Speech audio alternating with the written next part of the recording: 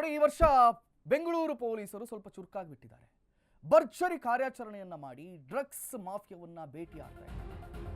ಬರೋಬ್ಬರಿ 162.32 ಕೋಟಿ ಮೌಲ್ಯದ ಡ್ರಗ್ಸ್ ಅನ್ನ ಬೆಂಗಳೂರು ಪೊಲೀಸರು ಸೀಸ್ ಮಾಡಿದ್ದಾರೆ. ಅಭಿನಂದನೆಗಳನ್ನ ಸಲ್ಲಿಸ್ತಾ ಇದ್ದೀವಿ. ಅಂತೂ ಇಂತೂ ಎಚ್ಚೆತ್ತುಕೊಂಡಿದ್ದಾರೆ. ಸಿಸಿಬಿ ಸೇರಿ ನಗರ ಪೊಲೀಸರ ಭರ್ಜರಿ ಕಾರ್ಯಾಚರಣೆಯನ್ನ ಮಾಡಲಾಗಿದೆ ಅಂತೆ. 213 ಪ್ರಕರಣಗಳಲ್ಲಿ ಒಟ್ಟು 267 ಆರೋಪಿಗಳನ್ನು ಬಂಧನವನ್ನು ಮಾಡಲಾಗಿದೆ. ಬಂಧಿತ ಆರೋಪಿಗಳಲ್ಲಿ 82 ವಿದೇಶಿ ಪ್ರಜೆಗಳನ್ನು ಬಂಧನ ಮಾಡಲಾಗಿದೆ. ಡ್ರಗ್ಸ್ ಸ್ಮಗ್ಲಿಂಗ್ನಲ್ಲಿ ನೈಜೀರಿಯಾದ ಪ್ರಜೆಗಳದ್ದೇ ಬಹುಪಾಲು. ಒಟ್ಟು 45 ಜನ ನೈಜೀರಿಯನ್ ಡ್ರಗ್ ಪೆಡ್ಲರ್ಗಳು ಬಂಧನವನ್ನು ಮಾಡಲಾಗಿದೆ. ಒಟ್ಟು 200 ಕೆಜಿಗೂ ಅಧಿಕ ಮಾದಕ ವಸ್ತುಗಳು ವಶಕ್ಕೆ ಪೊಲೀಸರು ಪಡೆದಿದ್ದಾರೆ. 162.32 ಕೋಟಿ ಮೌಲ್ಯದ ಡ್ರಗ್ ಸೀಸ್ ಮಾಡಲಾಗಿದೆ.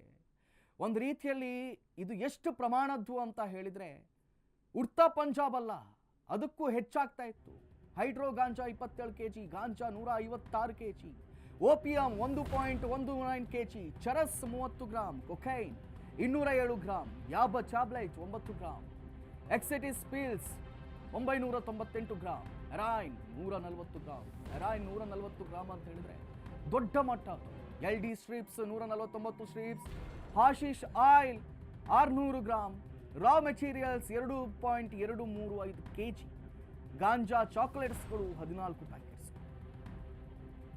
ಎಸ್ಪೆಷಲಿ ಪಾಕಿಸ್ತಾನದಿಂದಲೂ ಮೊದಲ ಪಾಕಿಸ್ತಾನದಿಂದ ಬರ್ತಾ ಇತ್ತು. ಇದೀಗ ಆಫ್ರಿಕಾದಿಂದ, ನೈಜೀರಿಯಾದಿಂದ, ಕೀನ್ಯಾದಿಂದ ಇಂಥ ದೇಶಗಳಿಂದ ಹೈಯೆಸ್ಟ್ ಪೆಡ್ಲರ್ಸ್ಗಳು ಭಾರತಕ್ಕೆ ಬರ್ತಾ ಇದ್ದಾರೆ. ಎಸ್ಪೆಷಲಿ ಯುವ ಜನಾಂಗವನ್ನು ಟಾರ್ಗೆಟ್ ಮಾಡಿಕೊಂಡು ಈ ಡ್ರಗ್ಸ್ ಸ್ಮಗ್ಲಿಂಗ್ ಅನ್ನು ಮಾಡ್ತಾ ಇರುವಂಥದ್ದು.